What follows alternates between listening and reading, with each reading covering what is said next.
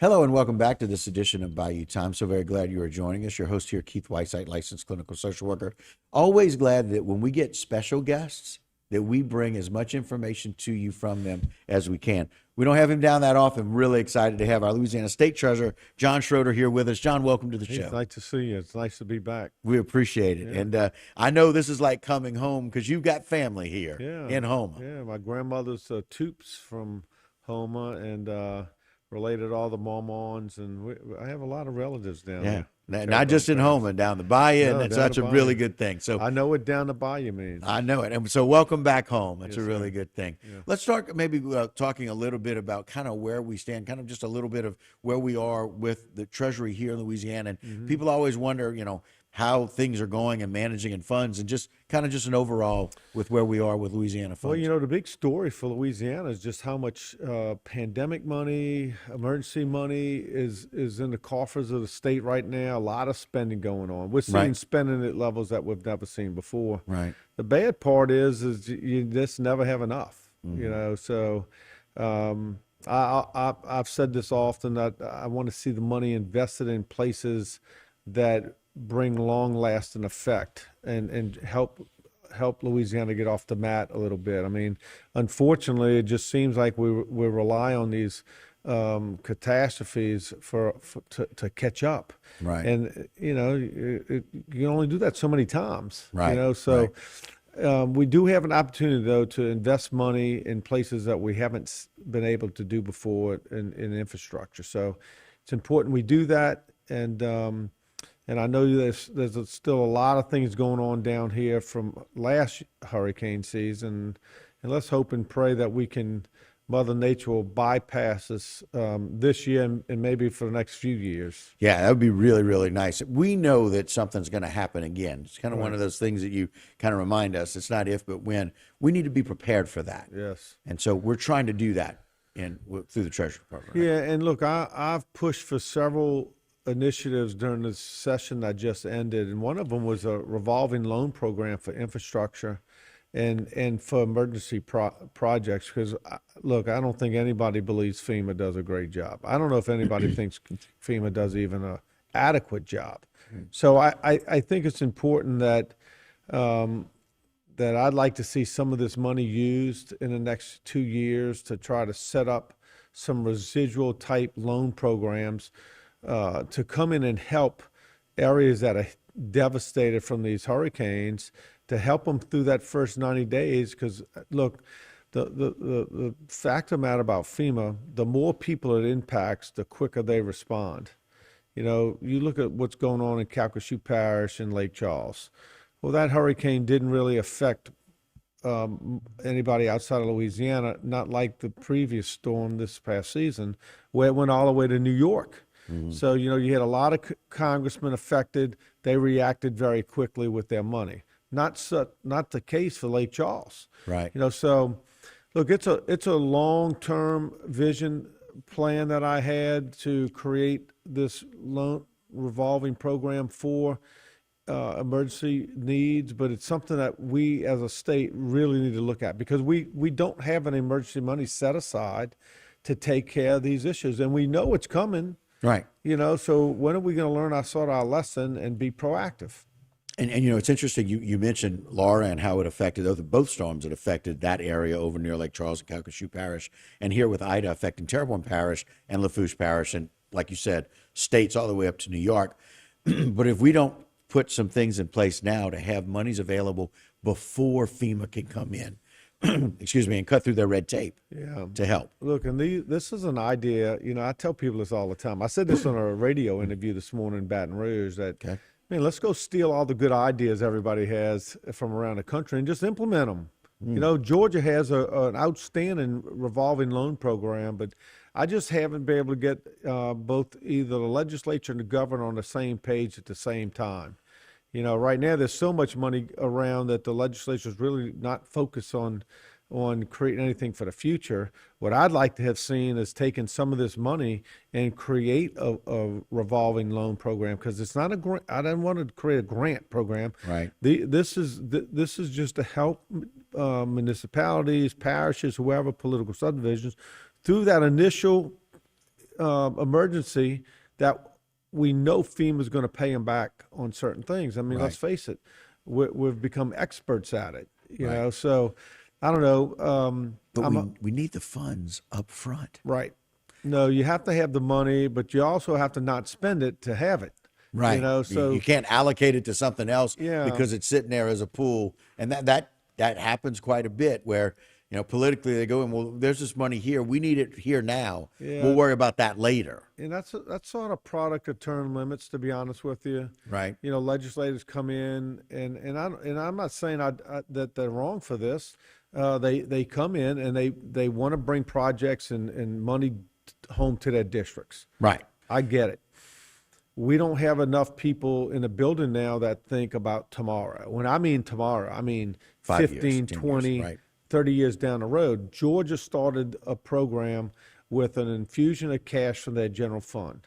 Now it's one of the biggest revolving loan programs in the country, and municipalities just borrow money at a very low interest rate. I'm talking like just over 1% just to Wow. cover cost. Right. And it's self-funded now. So I'd like to see something that gets started before I finish my term Your as term treasurer.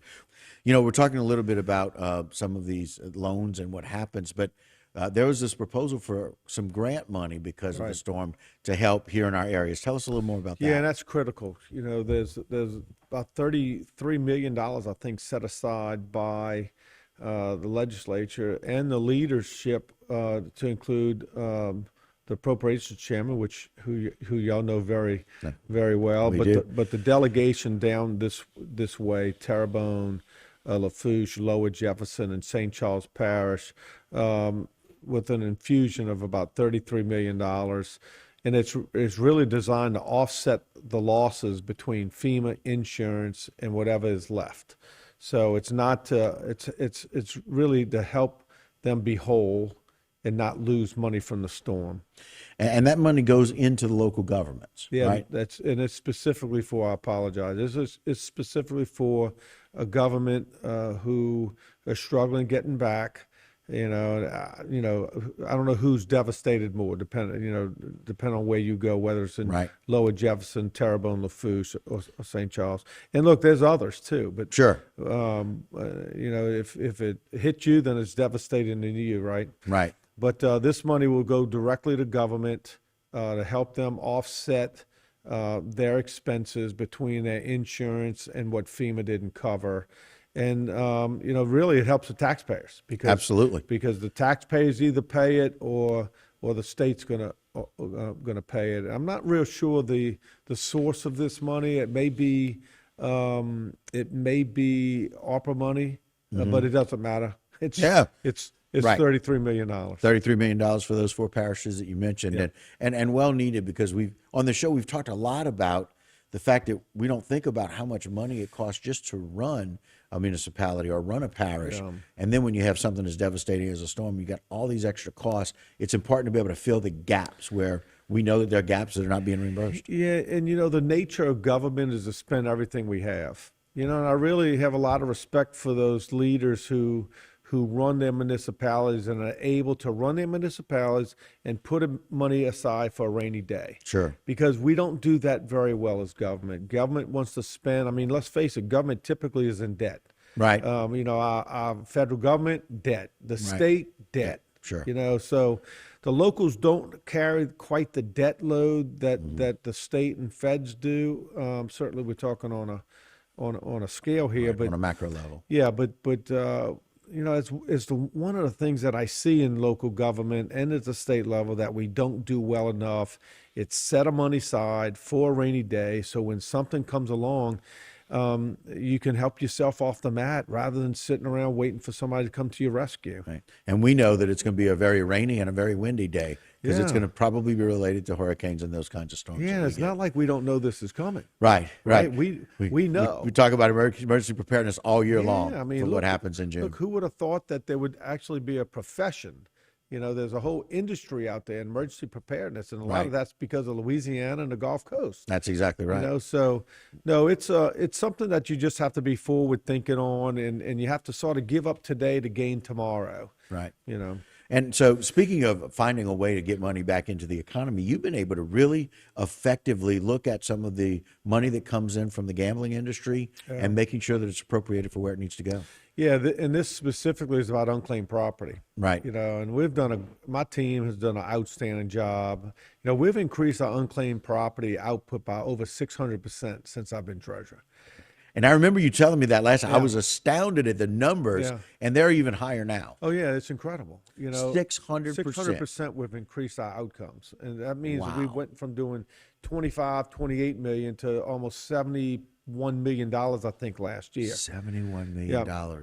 So we've done a good job at going back and finding people over the years. This program's been around for 30 something years. Right. We've done a very good job of going backwards and catching up. And that's really why our numbers are so good. We've been catching up all these years, and now we're starting to catch up with ourselves. So now we're being more proactive. Now we're going out to find more money, educate the business community, because most businesses don't know that if they have a dormant account or a utility deposit or gift certificates or deposits from renters, that if that doesn't get returned to you, the owner, then it has to go to the state by law. Right. So we're actually fixing to do a webinar on that. And one of the things that came up this session with the new gaming laws that allow you to now gamble on sports betting, well, there's also money that gets lost in that program. So most states had a law that brings it into the unclaimed property, which allows us to get that back into the economy. Right. So that law passed, and you know, I'm not sure how much money we have. It's brand new, Right. But we'll see what happens over the next few years. Well, and it's exciting to figure out that we're just finding a way to get this money back into the economy that wasn't there. And it's a great idea to be able to look back and see Yeah. what hadn't been claimed and a way to look forward for what that money can be used for, as we got about 30 seconds. Yeah, I explained this morning on another show that you know, we only get about 10% of the money. Right. So I wanted to first make sure our outcomes were good, because this money belongs to some individual, not just the taxpayers. Right. It's an So individual. before I went and hit business and educated them, I wanted to make sure that outcomes were great, and they are. Now we're starting to look at things like this. Really good. Some great information. Thank you for bringing us up to speed on what has been going on, what the plan is, saving for that rainy day, and being able to help the governments that need it. Well, we're here to help. I love serving, love the opportunity to come and visit with you guys anytime. Well, thanks for coming back home. We appreciate it. All right. And again, it's John Schroder, Louisiana State Treasurer. And that will do it for this particular edition of Bayou Time. Don't go anywhere. A lot more local programming here on HTV.